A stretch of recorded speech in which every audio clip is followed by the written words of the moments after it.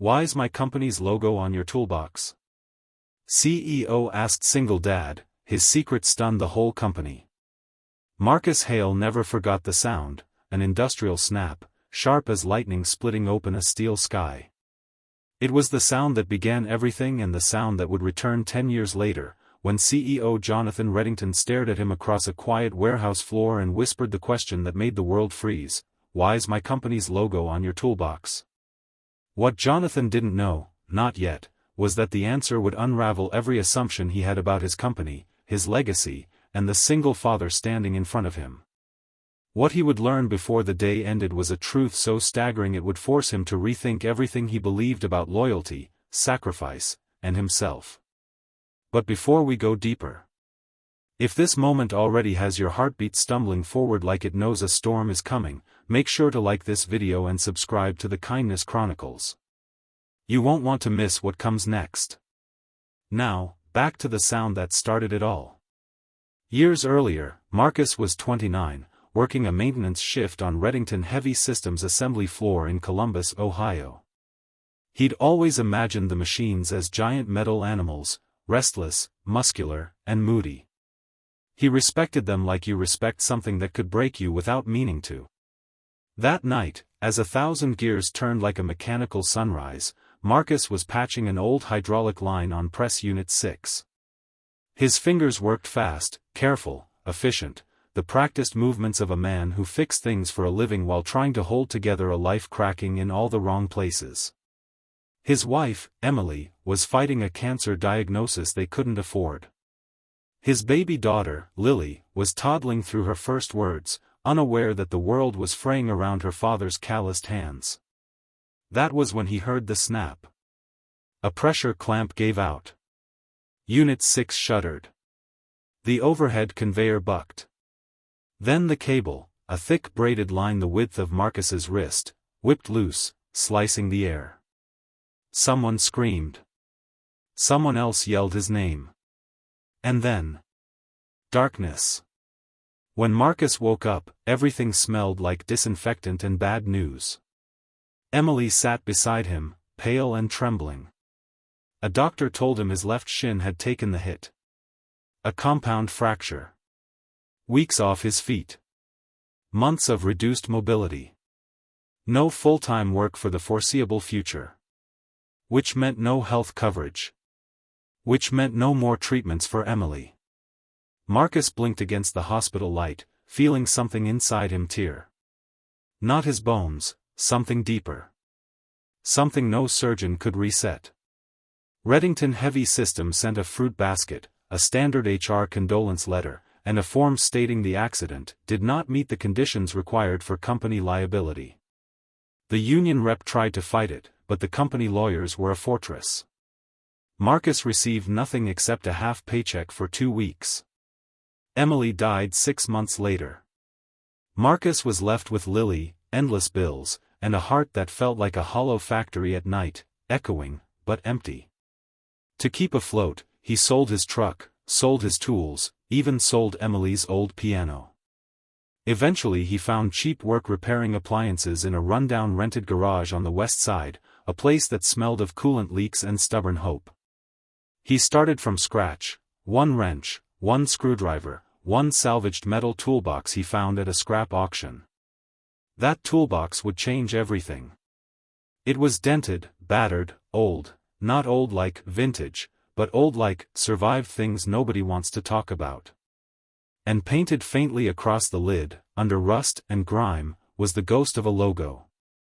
Reddington Heavy Systems. Marcus stared at it for a long time, feeling the old wound throb beneath the scar. He almost painted over it. Almost tossed it out. But something, some stubborn little ember, told him to keep it. To carry it. To let it remind him of every promise broken, every injustice left unspoken. 10 years passed. Lily grew. Marcus healed, not perfectly, but enough to move without wincing.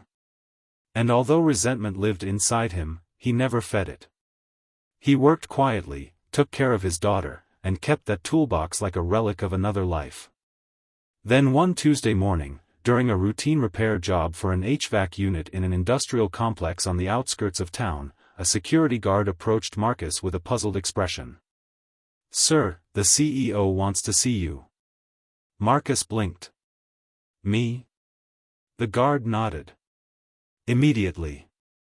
And that's how Marcus Hale, single father, repair tech, survivor of a life that bent but didn't break, found himself walking into the newly renovated manufacturing warehouse of Reddington Heavy Systems, the same place that once nearly ended him. He stepped across the polished floor, toolbox in hand, unaware that the last decade of his life was about to twist back into his path like a steel cable snapping loose in the dark. Waiting for him, tall, silver-haired, unreadable, was CEO Jonathan Reddington. Jonathan's eyes fell to the toolbox. His brow tightened. And with a voice that echoed like a gavel he asked, "Why's my company's logo on your toolbox?"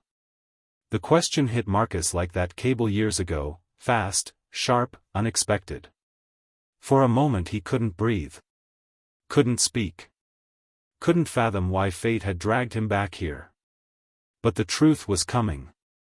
And when it did, it would shake the entire company to its knees. Marcus hadn't planned on telling the story that day. He hadn't planned on telling it ever again. But something in Jonathan Reddington's voice, its quiet curiosity, its edge of suspicion, its undertone of something unspoken, made the years inside Marcus rise like dust shaken from forgotten rafters. He set the toolbox on the floor and watched Jonathan's gaze trace the faded logo as though it were a ghost crawling out of the metal. "You recognize it," Marcus said softly. Jonathan nodded once. That model of box was discontinued 12 years ago. They were issued only to senior engineering staff. His eyes narrowed. "So tell me how you got it." Marcus inhaled, slow and steady. "I bought it. At a scrap auction." Jonathan's eyebrows flickered. "From whom?" Marcus shook his head. "Don't know. Lot was mixed. Tools, machine parts, old cabinets."